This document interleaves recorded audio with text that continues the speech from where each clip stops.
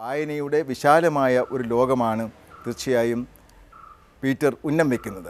തൻ്റെ കവിതകൾ, ആ കവിതകൾക്കുള്ളൊരു പ്രത്യേകത എന്ന് പറയുമ്പോൾ അത് ഒരു ഉണർവിൻ്റെ കവിതകളാണ്.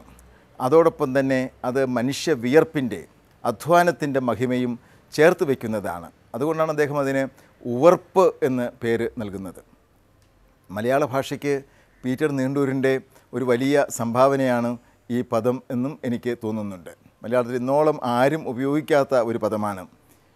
ഉണർവും വിയർപ്പും ചേർത്ത് അതിൽ നിന്ന് സ്വന്തമായ ഒരു പദം കണ്ടെത്തുകയാണ് ഇവിടെ നമ്മുടെ കവി ചെയ്യുന്നത്. കവികളങ്ങനെ പുതിയ വാക്കുകൾ സൃഷ്ടിക്കണം എന്നില്ല. ടി.എസ്. എലിയട്ടിനെ പോലുള്ള കവികൾ അങ്ങനെ ചെയ്തിട്ടുണ്ട്.